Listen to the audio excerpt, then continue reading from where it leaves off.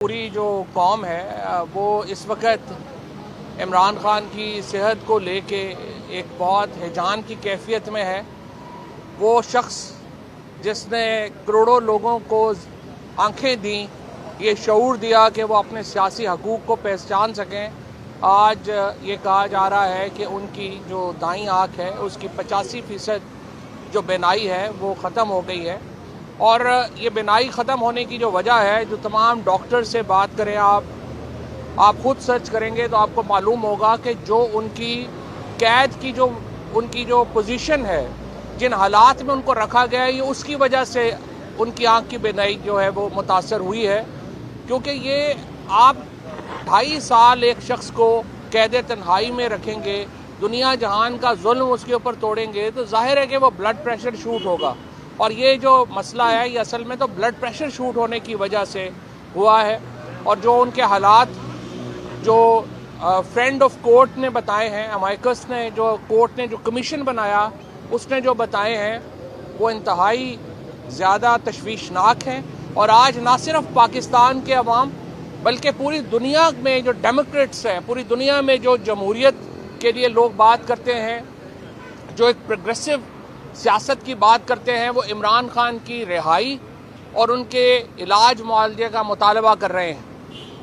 मेरी नज़र में जो अटॉर्नी जनरल पाकिस्तान ने अदालत के अंदर यकीन दहानियाँ कराई हैं, वो पहले कदम के तौर पे मुस्बत हैं और उन पे अमल होना चाहिए। अगले 24 घंटों में जो मेडिकल बोर्ड है उसकी तश्कील होनी चाहिए और वो इमरान खान को आँखों के एक जय्यद हस्पताल में मुंतकिल किया जाए, एक ऐसे अस्पताल में जो स्पेशलाइज करता हो आँखों का, उसमें उनको मुंतकिल किया जाए। लेकिन उसके साथ साथ जो बुनियादी वजह है कि जो कैद के हालात हैं जिनकी वजह से इमरान खान की हालत हुई है, उनको बेहतर किया जाए। उनकी जो सॉलिटरी कन्फाइनमेंट है, कैद तन्हाई है, उसको ख़त्म किया जाए। उनकी फैमिली और जो पॉलिटिकल लोग हैं उनसे उनकी मुलाकातें जो है उनको आसान बनाया जाए, रेगुलराइज किया जाए और अल्टीमेटली पाकिस्तान में पॉलिटिकल प्रिजनर्स की रिहाई के लिए मैकेनिज्म बनाया जाए। क्या आज पाकिस्तान जिस तरह से पिछले 4 सालों में शहबाज शरीफ साहब जो हैं वो अब पाकिस्तान के दूसरे सबसे लॉन्गेस्ट सर्विंग प्राइम मिनिस्टर हो गए, 4 साल हो गए उनको वज़ीर आज़म बने हुए, क्या पाकिस्तान एक कदम भी आगे चला है? जवाब है नहीं। आज पाकिस्तान की जो मिडिल क्लास है उसकी क्या हालत हो गई है। 50,000 रुपये से 3 लाख रुपए कमाने वाले लोग जो हैं उनकी कमर टूट गई है, उनको समझ नहीं आ रहा हमने ज़िंदगी कैसे गुजारनी है। पाकिस्तान का किसान, हमारे तमाम, आज पंजाब में आप चले जाएं ज़राई अज़ला के अंदर, हर डिस्ट्रिक्ट के अंदर जो ठेका है वो 1/3 स्लैश कर गया है। हमारा तनख्वाहदार तबका 40 से 50% जो है वो टैक्स दे रहा है। कीमतें 200% ऊपर बढ़ गई हैं, आमदनियां 2018 की सतह पे चली गई हैं। पाकिस्तान के लोगों की चीखें निकल गई हैं इन 4 सालों में। और हम आपसे ये कहना चाहते हैं, ये निज़ाम नहीं चल रहा। आपने एक जाली निज़ाम जो फॉर्म 47 के ऊपर खड़ा किया वो नहीं चल रहा। आप मेहरबानी करें, इमरान खान से बातचीत का आगाज़ करें, पॉलिटिकल प्रिजनर्स की रिहाई की तरफ आए ताकि मुल्क के अंदर सियासी हैजान कम हो। ये खाली पीस बोर्ड साइन करने से या रोज़ाना ट्रंप से मुलाकात करने से या रोज़ाना कभी ईरान का सौदा करने से, कभी फलाने का सौदा करने से आप मुल्क नहीं चला सकते। मुल्क को अंदर से मजबूत होना चाहिए। बाहर से आप जितनी मर्जी जो है वो टपूशियाँ लगाते रहें, कभी एक जगह से दूसरी जगह, दूसरी से तीसरी जगह, उसका पाकिस्तान के लोगों पर असर नहीं हो रहा। अगर आप पाकिस्तान को मजबूत करना चाहते हैं तो पाकिस्तान के सियासी हैजान को कम करने की ज़रूरत है। और पाकिस्तान का सियासी हैजान तब कम होता है जब पाकिस्तान का जो असल लीडर है इमरान खान, आप उसके साथ एक मुस्बत बातचीत का आगाज़ करते हैं। आज जिस तरह से नेशनल डायलॉग कमेटी ने मुतालबा किया था, हुकूमत कोट लखपत में मुकीम जो कैदी हैं जिनको 3-3 साल हो गए हैं जेलों में, उनको रिहा करें। जो ख़वातीन प्रिजनर्स हैं उनको रिलीफ दें और उसके बाद इमरान खान से बैठ के अगले इलेक्शन का फ्रेमवर्क तय करें। और अगले इलेक्शन से पहले आप एक नेशनल गवर्नमेंट का क़याम पाकिस्तान में अमल में आए, जिसमें तहरीक इंसाफ اس حکومت کا حصہ ہو، تاکہ جو بڑا فریم ورک ہے، جو بڑے ریفارمز ہیں وہ طے کیے جا سکے۔ اگر آج ہم نے پاکستان میں جو بلوچستان کا مسئلہ ہے، ہر شخص کو پتا ہے کہ بلوچستان کا مسئلہ حل نہیں ہو سکتا جب تک نیا صوبہ نہ وہاں پہ بنائے جائے، اور نئے صوبے بنانے کے لیے آپ کو تحریک انصاف کو ساتھ رکھنا ہے۔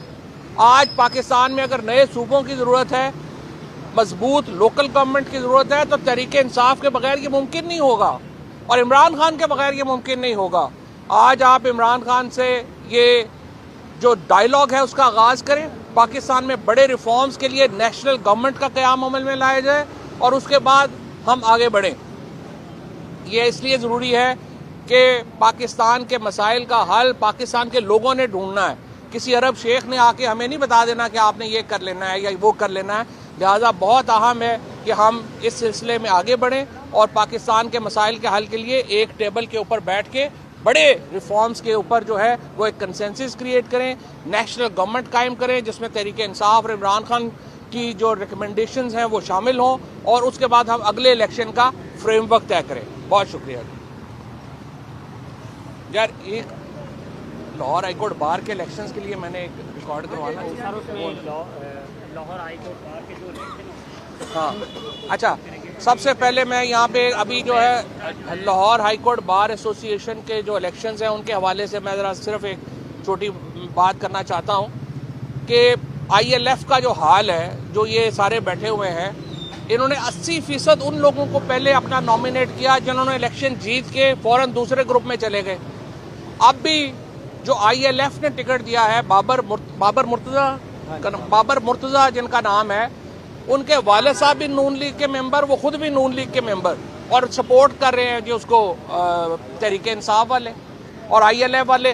آپ نے آج تک ان کے منہ سے عمران خان کی رہائی کے لیے، پاکستان کے لیے، اور یہ حامد خان اس وقت ایک لعنت بن چکا ہے پاکستان کے وکلا سیاست کے اوپر، اور عمران خان کی وکلا سیاست کے لیے ایک وہ ناسور ثابت ہو رہا ہے جنہوں نے پورے پاکستان کے اندر شدید نقصان پہنچایا ہے آئی ایل ایف کی سیاست کو اور تحریک انصاف کی سیاست کو اور جمہوریت کو۔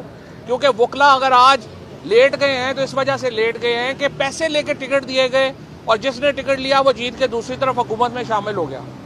آج میں آپ سے یہ ریکویسٹ کرنا چاہتا ہوں کہ راجہ عامر جیسے انڈیپینڈنٹ آدمی کو ووٹ کریں، جو اس کے بارے میں آپ کو گارنٹی کرتا ہوں کہ وہ کبھی ایک پارٹی کا اعلیٰ کار نہیں بنے گا۔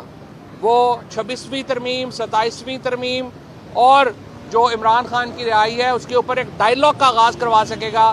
لاہور ہائی کورٹ بار ایک ایسا فورم ہو سکے گا جس پہ ساری جماعتیں آ سکیں، بجائے اس کے کہ آپ ایک ایسے نان اینٹی کو ووٹ دیں جس نے جو ہی ووٹ لینا ہے عمران خان کے نام کے اوپر، اگلے ہفتے جا کے پھر حکومت میں شامل ہو جانا ہے۔ اس لیے یہاں پہ میری ریکویسٹ ہے کہ آپ جو ووٹ ہے وہ انڈیپینڈنٹ آدمی کو دیں، راجہ عامر کو ووٹ